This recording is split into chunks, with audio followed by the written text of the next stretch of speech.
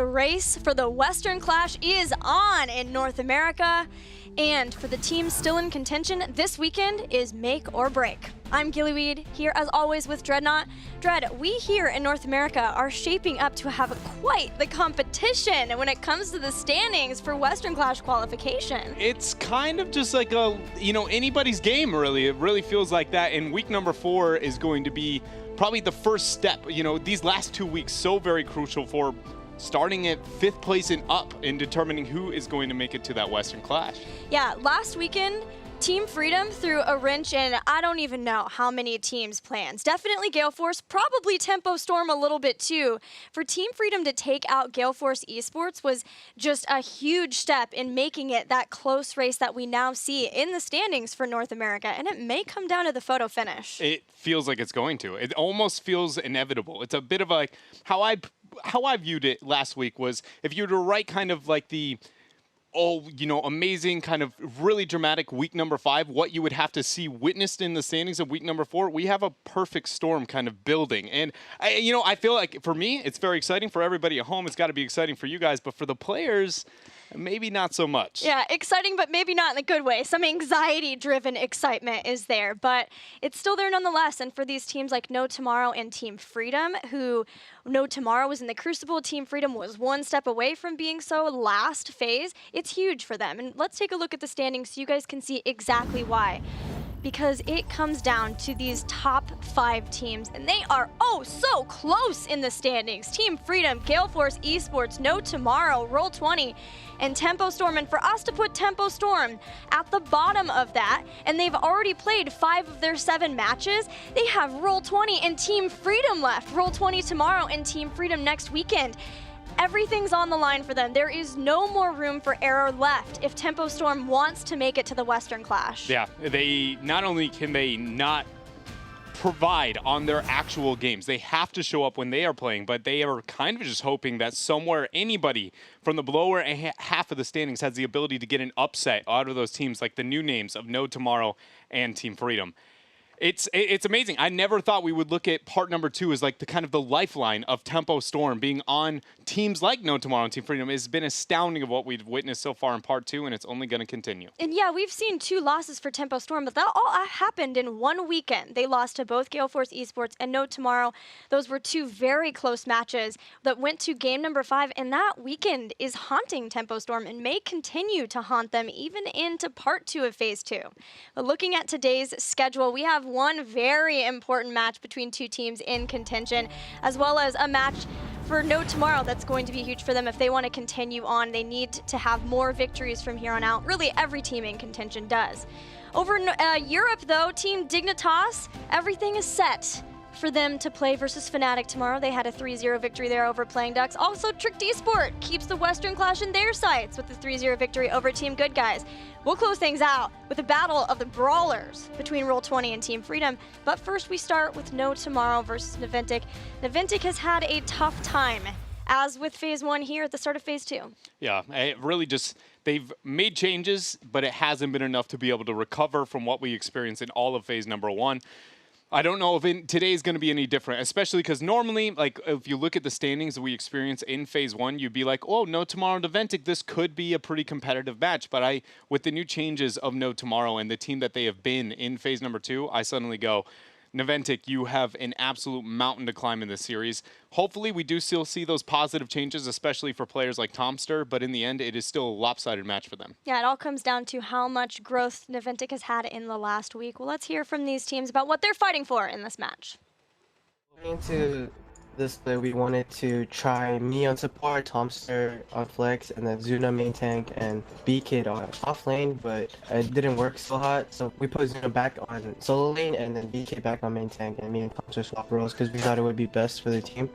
So going off of scrim results, having this swap was like very good, but for some reason we can't translate it to tourney play. And so we're still trying to figure it out. No Tomorrow has a very distinct style. There are certain picks they prioritize more than other teams. So when it comes to drafting against them, there are some points in draft where it's really obvious. As for like their new roster, They seem more like a unit this split than they did last split. You know, if we win, it's great. It's a big confidence boost for our team moving forward. Oh yeah, we're feeling confident against Naventic because they haven't won a series yet, so it should be pretty easy for us. With Naventic's draft, I think as long as they don't get their comfort picks, such as like Illidan or anything along those lines, we should be pretty confident in just destroying them.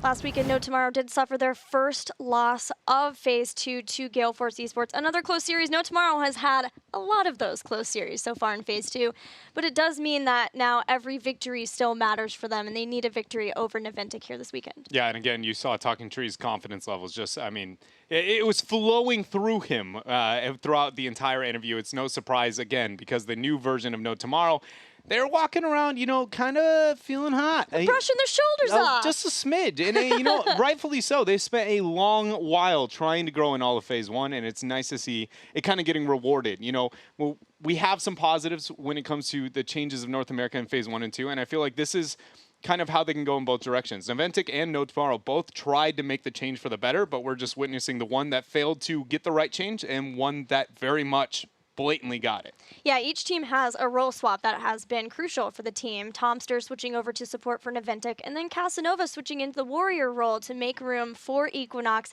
to play melee and shot call from the role he felt most comfortable in. We're ready to get this match underway, starting with the battleground. We're going to Infernal Shrines, chosen by No Tomorrow. Team Naventic has banned Braxis Holdout, and No Tomorrow banned Dragonshire. Infernal Shrines here. It's going to be you know, we don't get to see too much of that in Phase number 2. It doesn't seem to be popping up as much as it has in the past. I'm excited for it, especially when looking at No Tomorrow. They're just a team that, you know, you said it, you know, early on that these teams know how to team fight really well, especially Naventic. I feel like when they're at their best is when they're fighting you at an even talent tier. That's without a doubt where they thrive the most. In a map like Infernal Shrines, you can at least stall it out long enough to get that full 5-on-5. I really feel like this is good for both teams. Yeah, Naventic they've been trying a lot of things out, not only with their roles, but especially with their drafting. They played a couple of different styles of drafts versus Tempo Storm last week. One, the double global on Battlefield of Eternity, where they ended up, it didn't quite work out for them in the way that we know that Naventic, yes, likes to team fight. And so they were bringing those globals in and were maybe playing to the strengths of their team in drafting that. But then they came in with a multiple melee composition, having Alarak played by iDream. So there's a lot of different styles happening for Naventic. We'll see what they want to do here as we get the draft started. Yeah, they did take such an interesting shift in their drafting over last week. We'll see if it continues here. Now, both of these teams have been on the Falstad trend that North America has seen with some of their teams, but Naventic, while both teams do run Dahaka, it's far more occasional for No Tomorrow, whereas Naventic, he's one of their most highly prioritized heroes, like Tassadar too.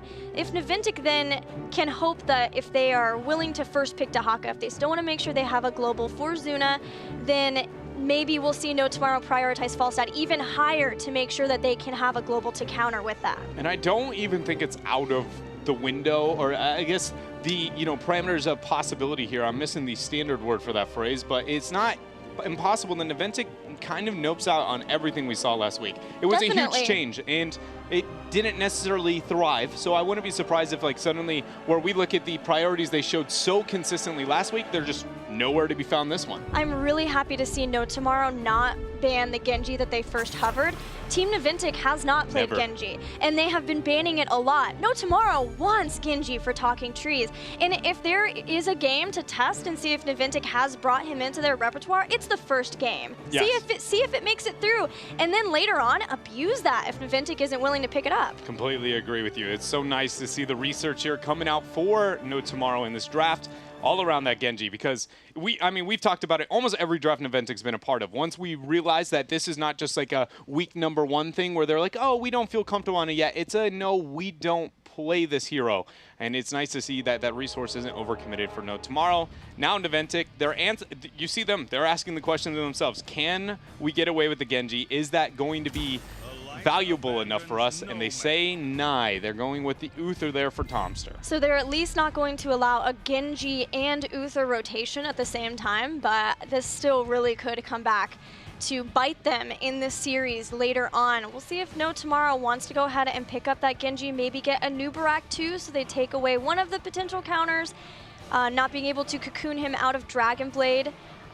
Both of the teams have liked playing a new Barak. No Tomorrow seems to be somewhat shifting over to the Stitches that a lot of teams have been doing too, but then again, we also see a lot of Diablo from No Tomorrow, so they have a lot of options here. Yeah, No Tomorrow got the sleeper ban on Diablo multiple times. So much so that I just want to, I almost want to see it in this rotation, right? Like, I know that it's not standard for No Tomorrow and maybe not the most objective drafting, but I feel like we're yet to see Casanova flaunt that thing, and we saw some serious respect bans last week. I want it. I just busted out. It was to them because not only Casanova, but Equinox too. And Equinox does get a lot of kills on the hero, looking at him statistically. But No Tomorrow don't want to take that route. They get Ariel and Stitches, so no battery yet, unless there's some sort of crazy strategy we have yet to see where Stitches becomes the new battery. Princess Stitches. This bikini skin. Oh, I guess this is it's a Christmas one, yeah, lame. Holiday one. I like the bikini so much more. It's pretty good. It's going to be a new Barak and the Genji here for Naventic. So for the first time in all of phase number 2, we get a Genji drafted by Naventic. I'm guessing that's going to be, I want to say that's Zuna, but I feel like maybe it's going to be the iDream. I don't know. They don't have the Dahaka now. That's been Zuna's almost staple hero to go to. And now the Genji is busting out for the first time. I mean, it could still be the iDream pickup, but overall, I wouldn't be surprised if they shift that, because typically when you have the Genji, you aren't having that side soak, having that secondary warrior, and it makes sense that he would fill that role. But No Tomorrow is going to ban out the Abathur, not wanting to deal with the double Genji. It's a map that, again, you can almost 100% make it to the late game unless you make a colossal misplay in the earlier stages of it. So Abathur makes a lot of sense to get rid of that ban, not allowing him to hit the mark where he just opens up the map. Lunara taken away by Naventic. Naventic themselves like to play a lot of Lunara. Lunara is a potential battery for Ariel, as well as one that combos well with slows that you would have with Stitches too. Her poisons can slow down and be not as fun to deal with when you have a protected status like a Genji. So taking her away, but there's still plenty of batteries available. No Tomorrow pick up Vala and a Zarya to go along with it. This is the first Zarya we've seen in a while. Yeah, you know, since the double supporting trifecta, the original version that we saw was with a kind of a shielder of some like. But then Zarya received subtle nerfs over time, and everybody was like, Zarya's not worth it anymore. So this is a very rare priority for No Tomorrow. Not that it's like an unheard of strategy, but again, due to those nerfs in the long run, she has just kind of gone rogue almost completely. It's really cool to see that picked up here. I've had multiple comments where I was very surprised at how far she dropped in priority, because the nerfs were a thing, but not that bad. And still, she never showed up. So No Tomorrow here maybe going to make an argument for her. Last 2 picks for Team Naventic. Potentially still a frontliner necessary, as well as, I'm thinking maybe a Greymane here. Oh, no, Medivh and frontliner is Thrall, but Medivh Thrall. Medivh Thrall. All melee composition minus the Medivh. I guess Genji, you technically can counter his range too, but I view him as a melee for the most part. This is just such an offensive composition from Naventic. Wow. Thrall too. And now here with the Zarya comp on the side for No Tomorrow in the last slot. What do they want to be locking in? Which backliner, or even sticking with another front? Going with the Sonya.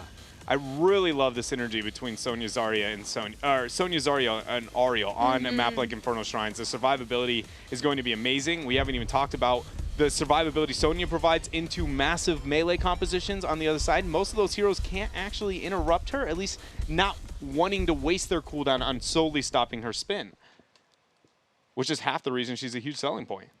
Man, 2 very survivable compositions between these 2 teams. No Tomorrow have Vala, Ariel, Zarya, and then Sonya, who gets so tanky, especially into the later game too, once you have things like Nerves of Steel, Ignore Pain. And then Team Naventic having Medivh and Genji, so 2 separate ways of having protection, the Self from Genji and then Force of Wills from Medivh.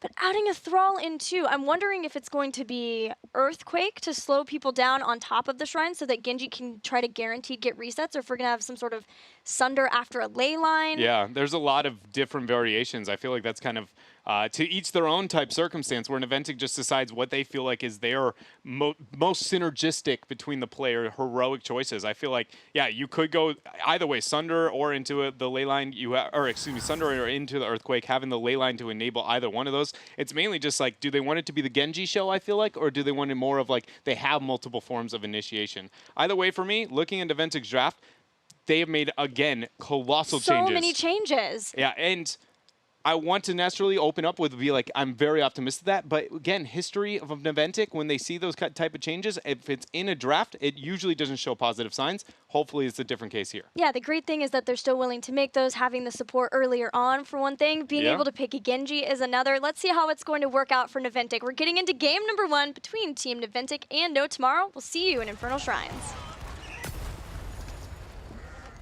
In the blue, we've got No Tomorrow, where Tiger JK is repping it on the Ariel. Jason on the backline being the battery with Vola. Casanova is going to be playing the Stitches. We've got Equinox as always on those melees. He's on the Sonya. And last is Talking Trees on Zarya. And their opponents hoping for their first victory in HGC Phase 2. Zuna playing Thrall, Big Impact playing that Genji. Up next, Uther, played by the new support player Tomster. We've got Anubarak played by B-Kid, and finally, Medivh will be played by iDream, the members of Team Naventic. So it's not Feel the Heat. That was one thing that I was questioning if we would see the pickup for the Zarya. You know, the drop into her, I often felt like with the very melee-centric meta that we had, that maybe if she did come in, it would be like, oh, it's because the Feel the Heat value, but sticking to the standard poke-oriented, grenade-oriented build here for Trees. What do you think about that poke? Is it maybe potentially making sure that she can have the follow-up poke back to the behind, have that damage, and more of the grenades, so that if Genji runs away and he's low, maybe they can try to get the pick on that, maybe put some pressure onto Medivh or Uther in the back?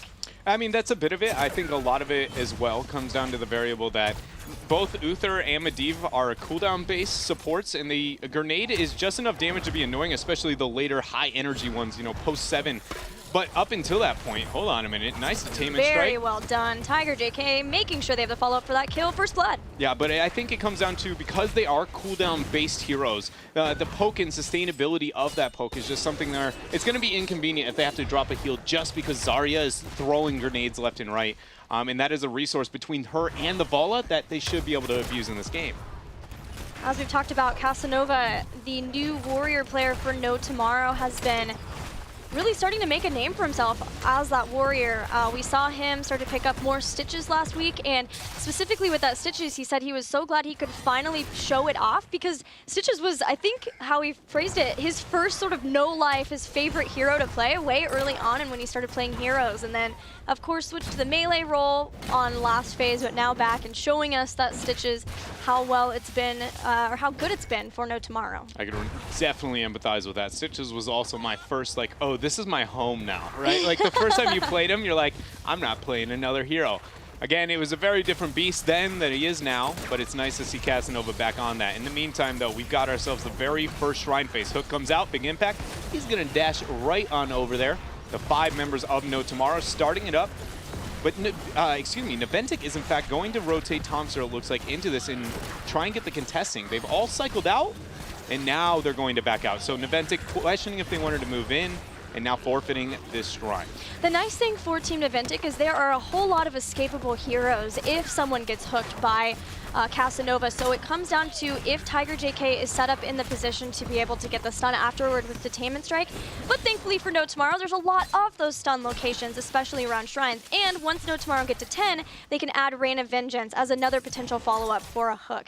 But Naventic, they have portals and Force of Wills, which are going to be very big, huge for Team Naventic to be able to escape, as well as things like Wind Fury, and we just saw Genji has multiple forms of escape. Members of No Tomorrow not gathering behind the the Punisher on first glance, but now we see the 3 together. Zarya, Ariel, and Vola, known to be good at sieging, sustained fighting. Why these 3 are picked together is for this exact reason, so it's nice to see them clumped up on mid. No Tomorrow, it's a first Punisher. They know the front wall is about as far as it goes for the most part, but they're abusing, again, the synergy between these three heroes to get a large amount of damage onto that fort. Really nice from them.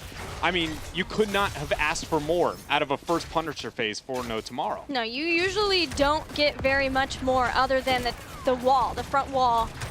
Those towers will give you a little bit of an experience advantage, but knowing that that fort is low is nice for No Tomorrow later on. They'll have a mercenary camp pushing here in the mid, and they're even going to invade and get the other one, so they can have a lot of pressure to try to finish off that structure right away and get even more of an experience advantage over Team Naventic. Yeah, it's so nice whenever you can get that experience on the map early on. You know, essentially, we look at all structures on the map as just a bank of experience. We know how much each one of them is worth, but, you know, if you can get the pin code and unlock it faster than your opponents, it really only enables you to steal other cheat codes, you know, other pin codes, and take it on other aspects of the map. But punishment is there for Naventic. Nice job getting the Sonya pick up here. They might be able to find themselves the talking trees. One portal is all it should take, and that is now another kill for Naventic, fighting back. And Naventic made a withdrawal of their own out of the bank of experience by getting 2 kills on No Tomorrow. They knew No Tomorrow were desperate to be able to take out that fort, and the punishment is what Team Naventic needed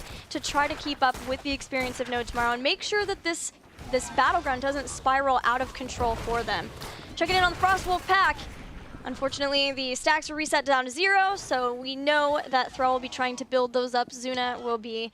it just seemed like, you know, once you get into a longer fight drawn out around those shrines, that is the opportune place to try to finish off those stacks pretty quickly. Now, we see a lot of Sonya out of Europe compared to North America, and we see a surprising amount of Leap out of Europe when it's picked up. Do you think there's a case that we get it here? You know, I'm afraid to suggest it because North America is typically way more groupthink when it comes to specific talents, right? Less likely to venture outward, especially on the heroic department. So I don't know, but I also don't hate the argument for it here. I would love it, but it's going to be such a drawn-out fight with Force of Will, Medivh to slow things down, Uther to slow things down with things like Divine Shield. I wonder if they'll just want to make sure that they have the guaranteed damage for the drawn-out fight with Wrath of the Berserker still. But, you know me, I wouldn't hate a Leap. Yeah, Leap. It's without a doubt one of the most entertaining heroic choices in the game, you know. Not only does Sonya conveniently make her presence known with one of the greatest war cries in the entire video game, but then she just smashes, opens up in the tournament, or onto the fight, gets the Poison Spear damage immediate out. It's, I mean, again, I talked about it over and over again since we've seen this stun nerf that came in post-Tyrande era. One of the few hard CCs that just wasn't touched. Sadly, it's going to be the Wrath here. No flavor coming out from No Tomorrow, but again, more standard play from them. Man, No Tomorrow just wrecked through the fort, which means this Punisher is on a trajectory to do a lot more damage. There's still the Shaman up in the top 2, and he's going to head straight in toward the keep structures. Heroics available for both team.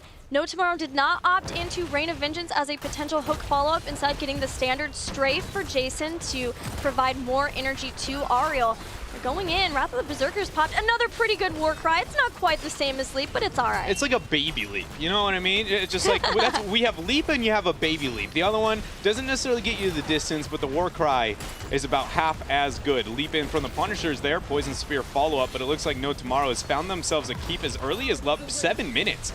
We got Thrall, he threw down the Earthquake. The initiation's there. Genji on the backside with the Dragon Blade. Can't get Jason's reset. He falls low, but the cross supporting is there. Leyline, freezing time. Man, hit everybody, and a root came out to follow up from Zuna too, but the members of Naventic are getting pretty low. The portal was there to save both Zuna and Medivh, and Naventic make it out but lose their keep. That was so well done from No Tomorrow. I was so scared for the potential initiation from Naventic with things like Earthquake, with the Leyline sealed too, but the team stuck together. They were able to make it out, not even using Crystal Aegis. I have mad respect for the cutthroat mentality that No Tomorrow's displaying in this game too. There has not been a single opportunity that they have not seized. Granted, you know, Naventic has punished them when they seize a bit too much, like in the mid-fort, but other than that, I mean, a 7-minute keep that was very well thought out. You could tell that it wasn't just like, oh, the keep kind of landed on our plate. That's really nice. It was like, our goal is to get this keep as soon as possible. They execute the minute that's done. They cycle, take a camp,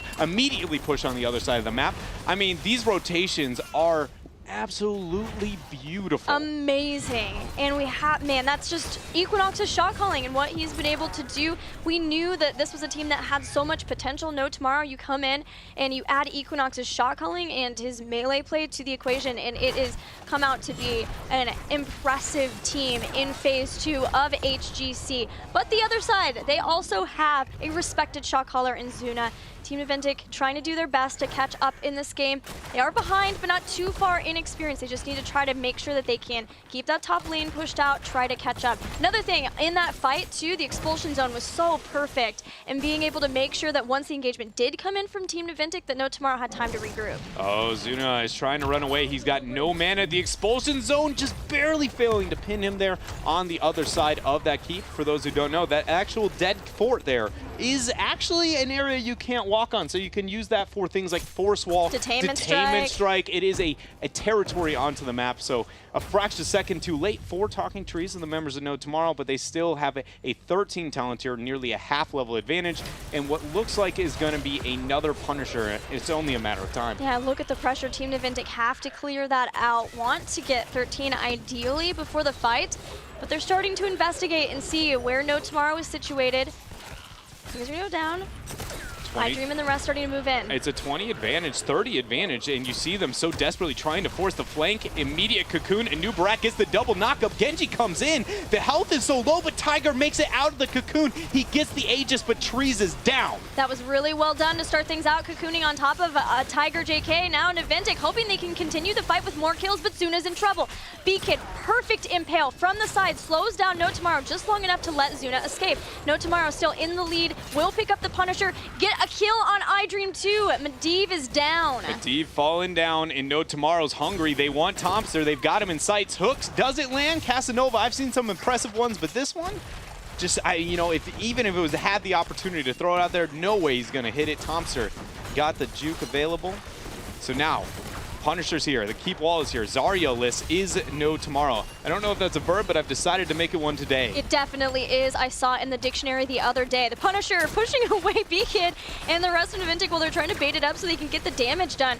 But with Equinox up in the front, whirlwinding away, even without Zarya, Casanova, Jason, and Tiger JK still are working on bringing down a second keep. But it's taking Naventic enough time to kill the Punisher that No Tomorrow will get it. That fight looked so good for Naventic. You could see the pings down on Tiger JK, who had been spotted out by the Raven form. They immediately cocooned her and then went after Zarya. Zarya turned around though and just like busted down as much as she could with her gun to take out the cocoon and did get the Aegis, so it seemed like No Tomorrow might be able to turn it, but even after that, Zarya was really low, and at least Naventic could get the one kill. Unfortunately though, still lost their keep in the end.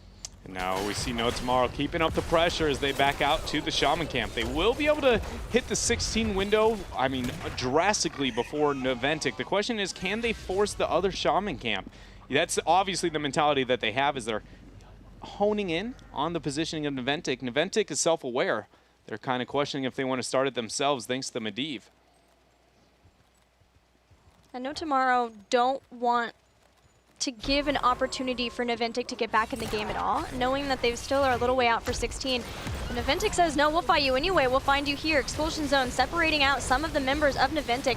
Got Dragon Blade plus the Divine Shield, and B-Kid's gonna go back in. Oh, but that is the Leyline Seal. Even still, Naventic find Jason with so many members of No Tomorrow stuck in the Leyline Seal at that time. They get 2 kills, and they're still going. Genji found one, he found another even after the initiation of that fight, and I just want to shout out to Zuna. The fact that he was able to make it to the backline so effectively into that fight, he single-handedly forced Vala, the battery of the team composition, out of the fight, forcing a defensive vault. Immediately when she returns, she found a Genji right after. If it wasn't for the preparation, though, set by Thrall with the Earthquake and using his E so effectively onto her, that would not have been possible. So now Naventic find themselves at, sadly, not an even game, but at least experience is closing in. I've been really impressed with the team fighting of Naventic this game. You can see their patience and their exact understanding of what they need to do, who they need to isolate in order to make their compositions work every single time.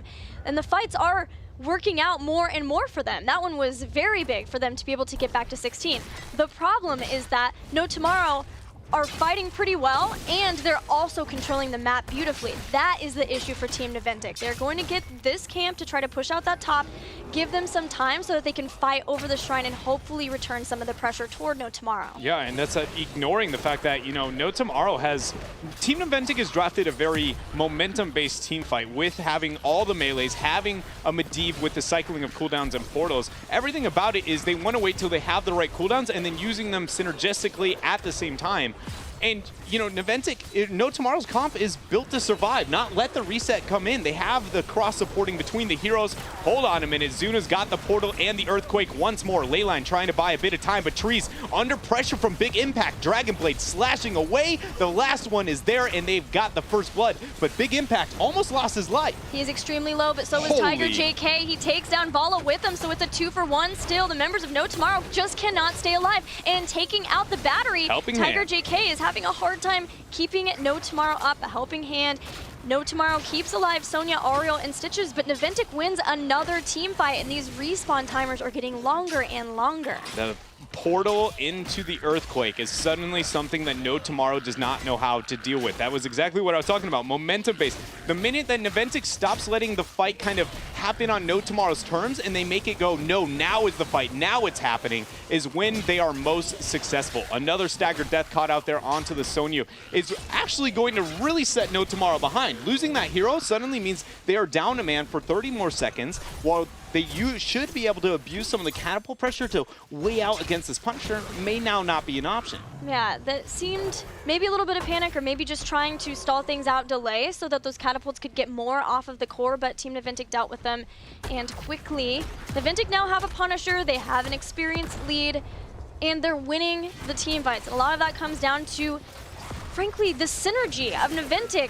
Seeing them work together maybe for the first time this well in all of Phase 2. The cocoons have been awesome. That's been a problem for Tiger JK. Talking Trees or Jason has to immediately focus their attention on getting Tiger JK out. And then in that amount of time, with the isolation that Naventic has, they take someone down too low to recover for No Tomorrow. Even with what you look at as a double support composition, having the shielding of Zarya. It's very interesting how Team Naventic have just come in ready to play in this game number 1 with their composition. And even though they're down keeps, they are starting to win the fights in a way that they can win Punishers and they get a fort down. I feel like if Naventic, or excuse me, No Tomorrow is going to stop that momentum in these fights, it's going to be a lot of the expulsion zone use from Trees. Early on, it had such a high impact, but as the game has moved on, Naventic has been essentially ignoring it, again, thanks to the portals coming out from the Medivh player, iDream, on their side of things. So it's just, you know, because like imagine the world where they go in and the minute Earthquake hits, they want the fight. That is when things are going to be happening for Naventic. If we see an expulsion zone a little bit on the safer side of things, pushing them away, splitting the seas of Naventic, they might buy the time that they need to actually survive. But if they fail to do so, the Earthquake, the Leyline, the Cocoon, so much isolation, so many go buttons. Yeah, you can tell that the pacing of the fights are all dictated by Team Naventic. I'm trying to figure out how No Tomorrow can make sure that they keep Jason alive and the pressure off of him.